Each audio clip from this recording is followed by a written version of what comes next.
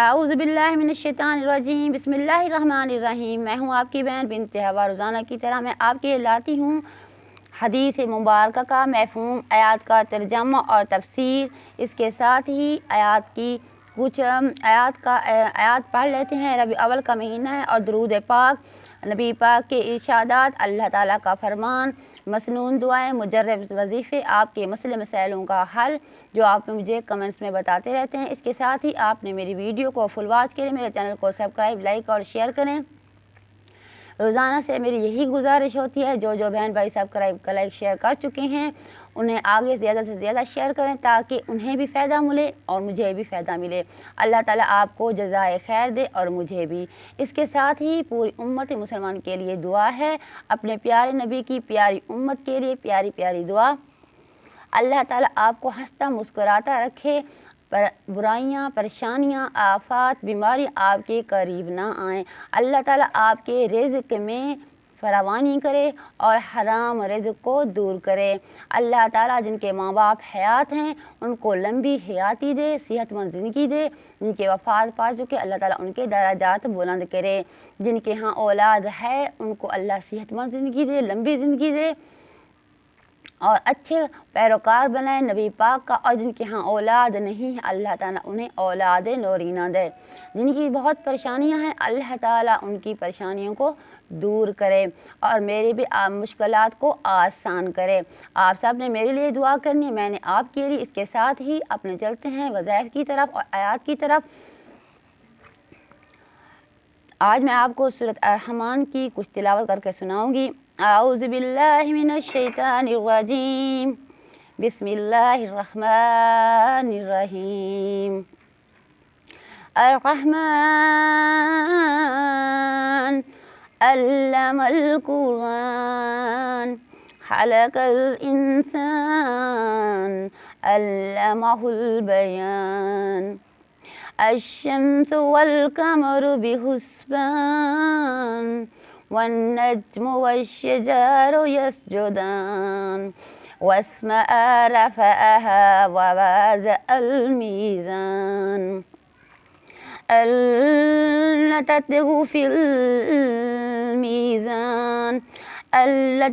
في الميزان وأقيموا الوزن بالقسط ولا تخسروا الميزان والأرض وضعها للأنام فيها فاكهة والنخل ذات الأكمام والحب ذو العصف والريحان فبأي آلاء ربكما تكذبان خلق الإنسان من صلصال كالفخار وخلق الجن من مارج من النار فبأي آلاء ربكما تكذبان رب المشرقين ورب المغربين فبأي آلاء ربكما تكذبان۔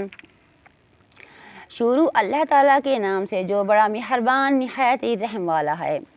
خدا جو نہایت ہی مہربان، اس نے قرآن کی تعلیم فرمائی، اسی نے انسان کو پیدا کیا، اسی نے اس کو بولنا سکھایا۔ سورج اور چاند ایک حساب مقرر سے چل رہے ہیں اور بوٹیاں اور درخت سجدہ کر رہی ہیں، بوٹیاں اور درخت سجدہ کر رہی ہیں۔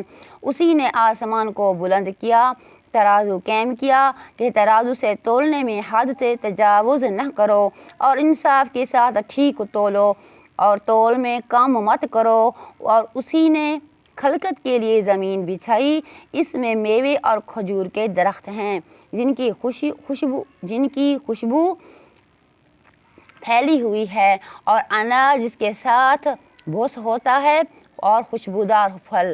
تو اس کے وہ جن و انس تم اپنے پروردگار کی کون کون سی نعمت کو جھٹلاؤ گے۔ اسی نے انسان کو ٹھیکرے کی طرح کھٹکھٹاتی مٹی سے بنایا اور جنات کو آگ کے شعلے سے پیدا کیا۔ تو تم اپنے پروردگار کی کون کون سی نعمت کو جھٹلاؤ گے۔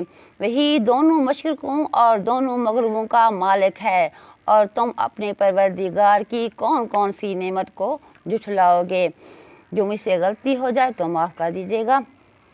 سبحان اللہ۔ سورۃ الرحمن۔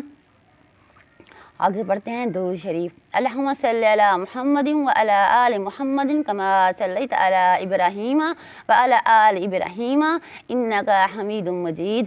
اللہم بارک علی محمد وعلی آل محمد کما بارکت علی ابراہیم وعلی آل ابراہیم انک حمید مجید۔ الہی حضرت محمد صلی اللہ علیہ وآلہ وسلم پر اور حضرت محمد صلی اللہ علیہ وسلم کی آل پر رحمت بھیج، جس طرح تو نے رحمت بھیجی حضرت ابراہیم علیہ السلام پر اور حضرت ابراہیم علیہ السلام کی آل پر۔ بے شک تو تعریف کیا گیا بزرگ ہے۔ الہی برکت دے حضرت محمد صلی اللہ علیہ وسلم کو اور حضرت محمد صلی اللہ علیہ وسلم کی آل کو، جس طرح تو نے برکت دی حضرت ابراہیم کو اور حضرت ابراہیم علیہ السلام کی آل کو۔ بے شک تو تعریف کیا گیا بزرگ ہے۔ اس کے ساتھ ہی میرے بہن بھائیوں چلتے ہیں حدیث مبارکہ کی طرف۔ ہمیں آج بتاؤں گی آپ کو اللہ تعالیٰ کے ذکر کا بیان۔ حضور اقدس صلی اللہ علیہ وسلم کا ارشاد ہے،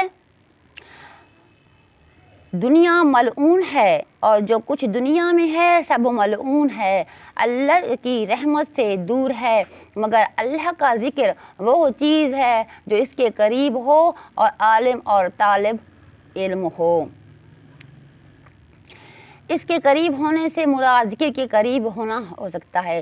اس صورت میں وہ چیزیں مراد ہوں گی جو اللہ کے ذکر میں معین و مددگار ہوں، جن میں کھانا پینا بھی بقدر ضرورت داخل اور زندگی کے اسباب و ضروریہ بھی اس میں داخل ہیں۔ اس صورت میں اللہ کا ہر چیز پر ذکر کیا جائے شامل ہے، اور اس کے قریب ہونے سے اللہ کا قرب حاصل ہوتا ہے۔ سبحان اللہ۔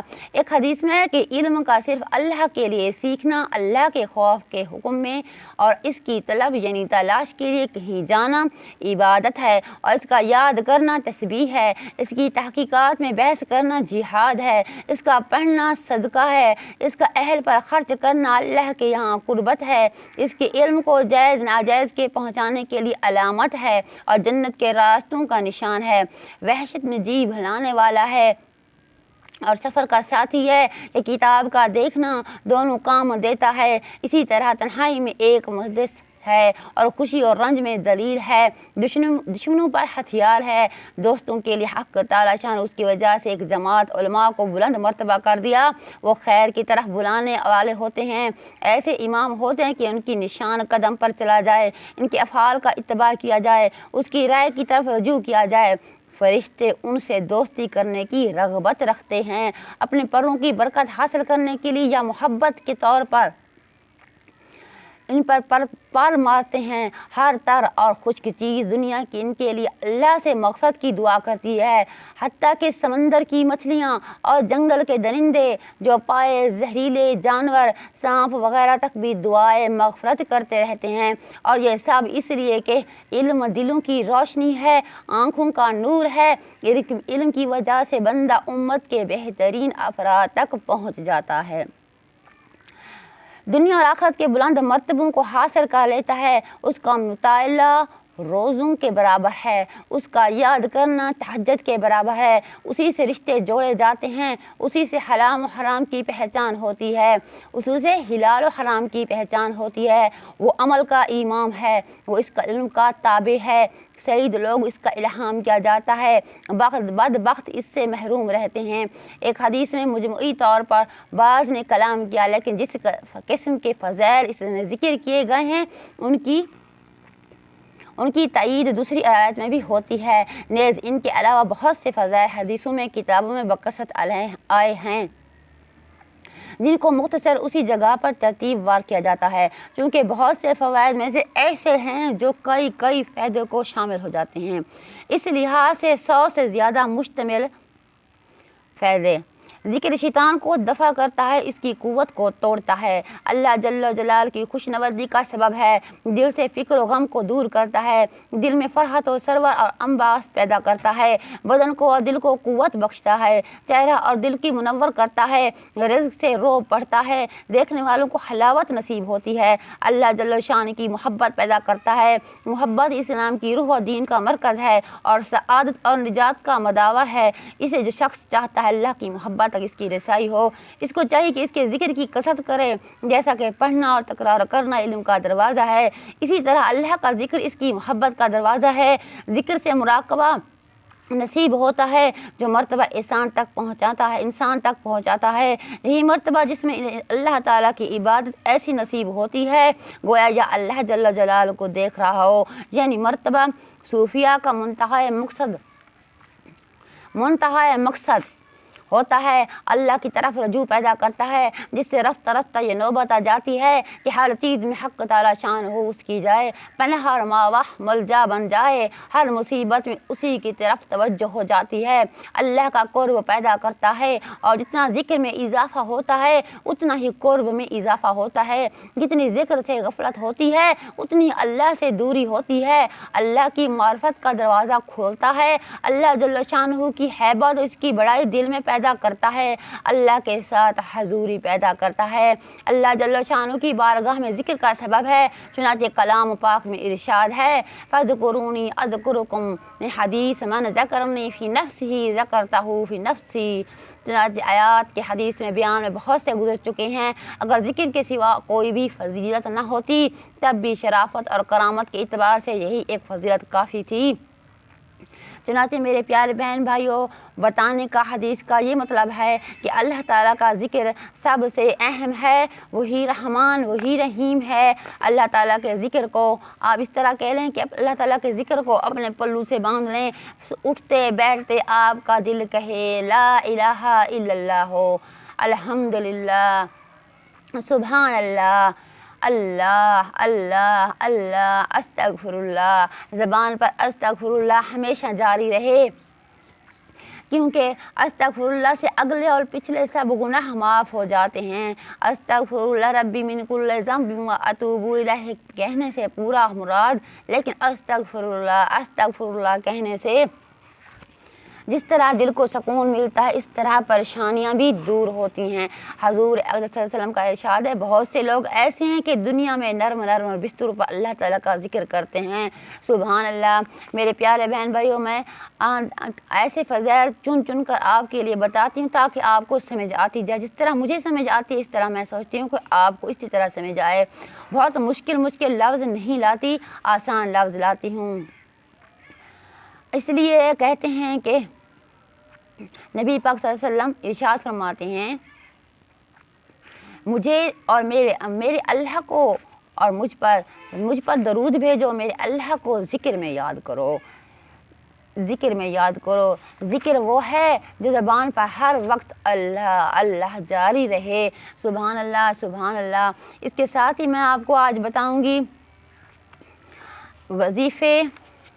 वजीफ़े बहुत ही आसान चंद लफ्ज़ों में हैं, चंद लफ्ज़ों में आसान, बहुत ही आसान है। मैं बता रही हूँ आपके लिए मैं ये जो वजीफ़े लाती हूँ वो ढूंढ कर लाती हूँ, इसलिए आपको भी इन्हें पढ़ना चाहिए और गौर करना चाहिए। सच्ची तौबा का वजीफ़ा। आयात करीमा की एक एक तस्बीह सुबह शाम पढ़ें। ला इलाहा इल्ला अंता सुब्हानका इन्नी कुन्तु मिनज़ ज़ालिमीन। ये है सच्ची तौबा की रहमत का वजीफ़ा। सच्ची तौबा व रहमत का वजीफ़ा आयात करीमा की एक तस्बीह जितने ज़्यादा 100 दाने की होती है, एक तस्बीह सुबह को पढ़ें और एक तस्बीह शाम को पढ़ें। ला इलाहा इल्ला अंता सुब्हानका इन्नी कुन्तु मिनज़ ज़ालिमीन। आयात करीमा किसको नहीं आती? सबको आसान और ज़बानी याद होगी। तेरे सिवा कोई माबूद नहीं, तेरी ज़ात हर किस्म के ऐब से पाक है, बेशक मैं जुल्म करने वालों में से नहीं हूँ।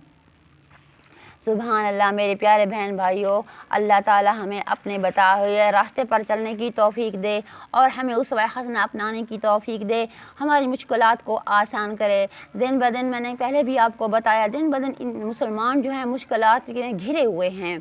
ये हमारी सिर्फ दीन से दूरी और दुनिया के करीबी है। हम दुनिया के करीब होते जा रहे हैं। हमें जो चक्कर है वो धान का कहते हैं कि 100 पूरा नहीं होता, वही इसी में लगे हुए हैं। जिसके पास साइकिल है वो मोटरसाइकिल वाले को देखता है, जिसके पास गाड़ी है वो मोटरसाइकिल वाला गाड़ी वालों को देखता है, काश मेरे पास गाड़ी होती। इसी चक्कर में चक्की, ऐसे ही चक्की, जिस तरह चक्की नहीं कहे आप इस तरह कह लें कि घड़ी की टिन टिन چلتی جا رہی ہے، چلتی جا رہی ہے، ہماری زندگی ایسے ہی چلتی جا رہی ہے، ہم اسی کے پیچھے دوڑ رہے ہیں، دنیاوی چیزوں میں دوڑ رہے ہیں، ہمیں آخرت کا اور نبی صلی اللہ علیہ وسلم کے بتائے ہوئے راستوں کا کچھ پتہ نہیں ہے۔ اللہ تعالیٰ کے فرمان ہم بھول چکے ہیں، قرآن پاک رکھ دیتے ہیں، اس کو کھولنا بھی بھول جاتے ہیں۔ اللہ تعالیٰ ہمیں نماز کی صحیح پڑھنے کی توفیق دے اور جو کہ ہماری فوراً ہی قبول ہو جائے۔ اللہ ہمیں قرآن پاک پڑھنے کی توفیق دے تاکہ ہم تھوڑا سا ٹائم نکال کر ایک ٹائم مقرر کریں قرآن پاک پڑھنے کا۔ اللہ تعالیٰ ہمیں درود پاک کثرت سے پڑھنے کی توفیق دے اور اللہ تعالیٰ ہمیں اپنے ذکر میں مشغول رکھے، اتنا مشغول رکھے کہ ہم دنیاوی کاموں سے اتنی رغبت نہ رکھیں اور اللہ تعالیٰ کی طرف رغبت رکھیں، اللہ تعالیٰ کے کام میں مشغول ہوں۔ ہم یہ سوچتے ہیں کہ یہ کام کر لیں، یہ دنیا کے کام ہیں، یہ تو ہوتے رہیں گے، ہمیں اپنے ایک لمحے کا بھی نہیں پتہ، آج ہیں تو کل نہیں، کل ہیں تو پرسوں نہیں، کیا پتہ آج ابھی میں یہ وظیفہ بنا رہی ہوں تھوڑی دیر بعد میں نہ ہوں۔ اللہ تعالیٰ ہم سب کے گناہ معاف کرے، اللہ تعالیٰ ہمیں سچی توبہ کرنے کی توفیق دے، اللہ تعالیٰ وہ رحمان رحیم ہے، ہمارے سارے گناہ معاف کرے۔ اس طرح استغفر اللہ کہتے رہیں، اگلے پچھلے اللہ تعالیٰ ہمارے گناہ معاف کرے۔ میں آپ کے لیے حدیث مبارکہ مفہوم لیتے آتی ہوں، تشریح لے کر آتی ہوں، آیات کا ترجمہ آیات سناتی ہوں، درود پاک پڑھتی ہوں، وجر وظیفے لے کر آتی ہوں۔ اس لیے آپ سے یہی گزارش کرتی ہوں، آپ نے میری ویڈیو کو فل واچ کریں، میرے چینل کو سبسکرائب، لائک اور شیئر کریں، جو میں روزانہ کی طرح گزارش کرتی ہوں، اور میری ویڈیو کو آگے زیادہ سے زیادہ شیئر کریں۔ اللہ تعالیٰ آپ کے بھی مشکلات آسان کرے، میری بھی مشکلات آسان کرے، پریشانیاں دور کرے، تمام مسلمانوں کی، امت مسلمان کی بیماریوں آفتوں سے اللہ تعالیٰ بچائے، ہمارے پاکستان کو، ہماری پاک فوج کو اور ہمارے کل مسلمان ممالک کو ہر بری نظر سے بچائے۔ اس کے ساتھ ہی اپنی بہن کو دیجیے گا اجازت، دعاؤں میں یاد رکھیے گا جو ضرورت ہوتی ہے ہر کسی کو۔ اس کے ساتھ ہی اللہ تعالیٰ آپ کا حامی و ناصر ہو۔ اللہ حافظ۔